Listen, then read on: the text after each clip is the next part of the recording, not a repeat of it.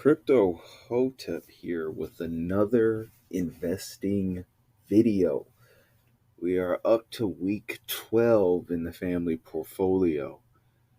And if you guys are aware, or maybe if you're not, if you're unfamiliar with the family portfolio tracker, go to week 1 in the investment portfolio section of my channel and look at that video. That will give the methodology behind the family portfolio and how this came about and what my steps are with tracking this. To put it in a nutshell, basically, my family and I picked stocks to simply invest in and hold, and hopefully teach them a little bit more about investing for the long term in conjunction with dividend appreciating stocks. And I chose M1 Finance as my broker for this. And the reason is because within the technology of M1 Finance, you can create multiple pies within your portfolio. And how I constructed it, you will see in a minute here, is each family member has their own pie and has the stocks that they chose. Me personally, I record these videos every week just to track the progress of the portfolio, to go over a little nuances, balances, activity, and to go over an analysis, a quick analysis on a stock that I have in the portfolio. At the end of the day, hopefully these videos can teach my family something when I'm gone about investing. And if they help you in investing, fantastic. But feel free to like, subscribe, comment, and whatnot on these videos. And then lastly, none of this is financial advice at all. Please consult a professional if you choose to invest into stocks, crypto, metals, anything volatile. Please consult a professional. All right, so with that being said, we'll jump right in, guys. So as always, before I start these videos, I always go to the week prior. The week prior, we are at week 11. Week 11, we were at 658.70. And we had a weighted return of about 6.28%. Not bad. Now, this week, we are looking at 658.22, so there was a slight dip with a weighted return, which also dipped at 4.97%, almost 5%. There was a huge pullback in the market between this and last week, and also this was a short week. So this was the Memorial Day week, where Monday was Memorial Day. So essentially the stock market, unlike crypto, is closed on Memorial Day as it is a bank holiday. So that, in conjunction with a pullback on mostly all stocks except Nvidia, this is the reason for the reduction or the dip in the family balance. And with that being said, we can go to the activity, little light on the activity as well. We did have one buy, and I believe I just bought, because we had some change lying around there, I just bought a little bit of Coinbase there. But we did get some dividend action, 2 cents in dividend from Walmart here on May 28th. So we do like to see that. And again, with those dividends, I don't try to look at the amount, right? Because the amount is only, it's only 2 cents. But I always think of the consistency of getting that money and just increasing your holdings, and then that dividend payout will be much greater. As always, we like to run down the family lineup here. We go bottom to top. At the bottom is my wife, surprisingly. Her rate of return is probably the highest of all of us at 8.15%. No dividends as of yet. So let's check out what she has. As we all know, my wife has 3 stocks: Celsius Holdings, Pepsi, and Google, all in the green.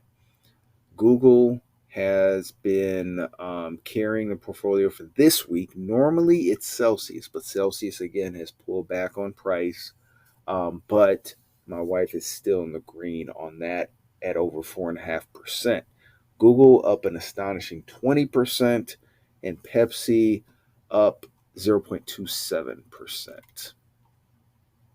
Okay, let's take a look here. And with our oldest only has two stocks. Again, keep it very simple. We have Apple and McDonald's. Our oldest rate of return is down at a negative 1.71%. Have received those dividends, and I believe we looked at those last week, which were from Apple and McDonald's. McDonald's is in a little bit, I wouldn't say a free fall, but it is in a dip right now. I think it's really trying to find its footing, especially in conjunction with inflation and then fast food uh, price hikes.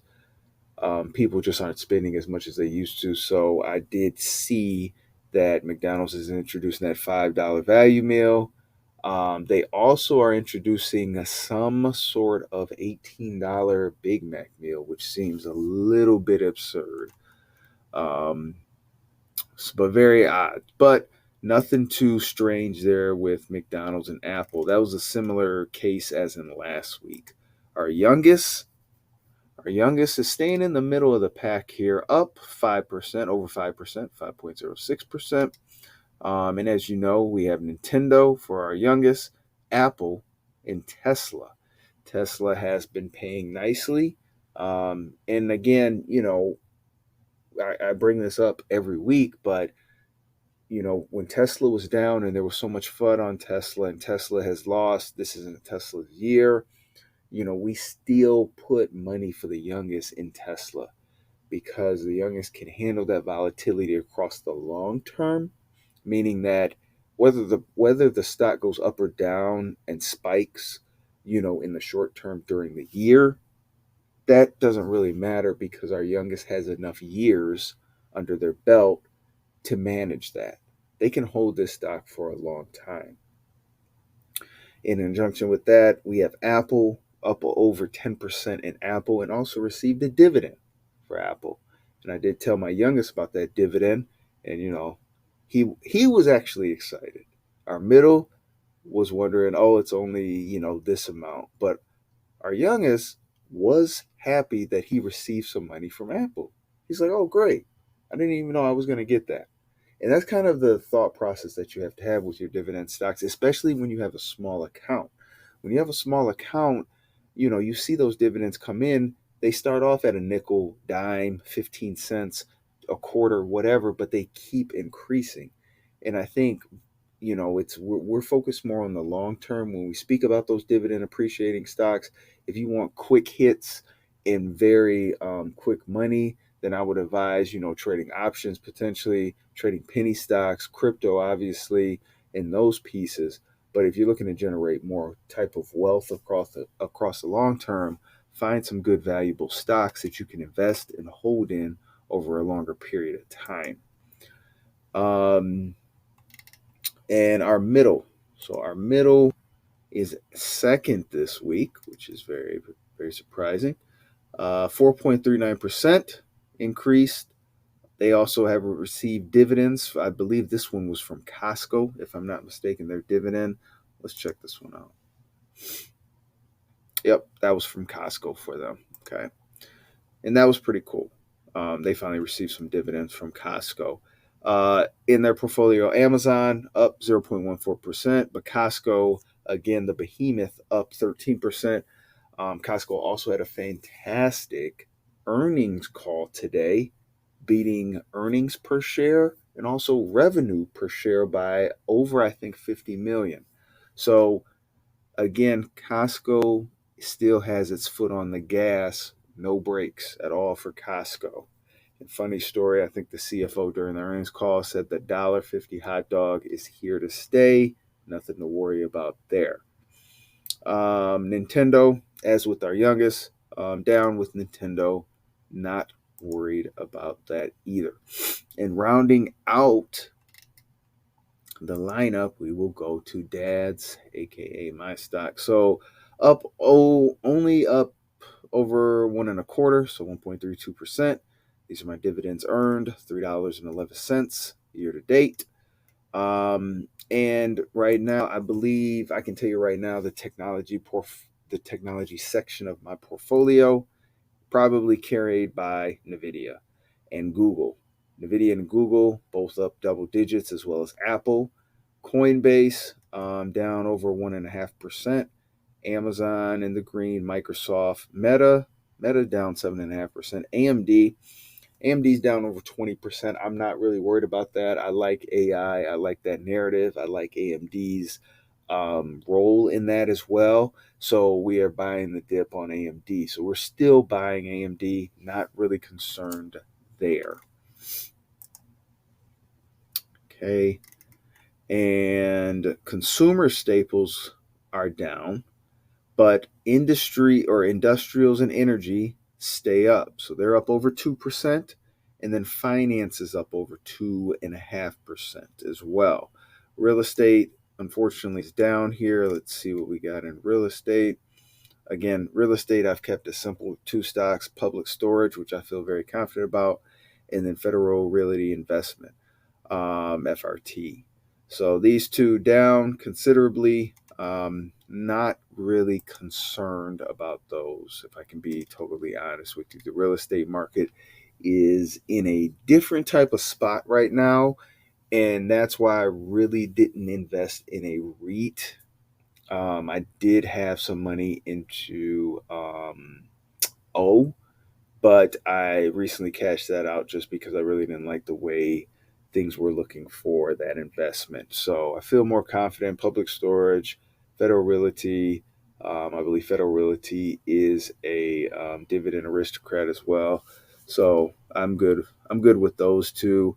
Pharmaceutical down about 1.3%, and then restaurants and food, we are up over 1.5%. Coca-Cola, as I always call Coca-Cola the GOAT, that will always be my biggest holder in restaurants and food. Texas Roadhouse just having an amazing year, up over 14%. Domino's Pizza. You know, me and the family have been fighting inflation for the past couple of weekends, ordering Domino's Pizza in the deals that they have. So, you know, I like Domino's Pizza business model. I like that they're kind of one of more of the um, ahead of its time type of restaurants in terms of using AI, using automated or autonomous type of vehicles to deliver the pizzas. I love all that. Their app's great. I don't have anything but good things to say about Domino's. Hershey's up almost 1%. And then obviously we know about McDonald's, Starbucks. I'm still buying Starbucks. Still buying Starbucks. I feel as though Starbucks will turn around. And Starbucks is finally at a decent enough price. So, and with that being said, we can go into the stock we have for the week. So right now, our balance 658.22. We are up in terms of weighted return of almost 5%, and a little bit of a dip from last week. But as always, just because of the dip, that just means we can find better bargains on what to buy. And what stock do we have today? We have Amazon. Okay, Amazon, as we all know, is the commerce or retail company that mostly everybody uses to purchase everything from soap to electronics within their app. The analyst forecast for Amazon is a strong buy with a price target about $207. We're at $179.32 right now. So that would be a nice upside there.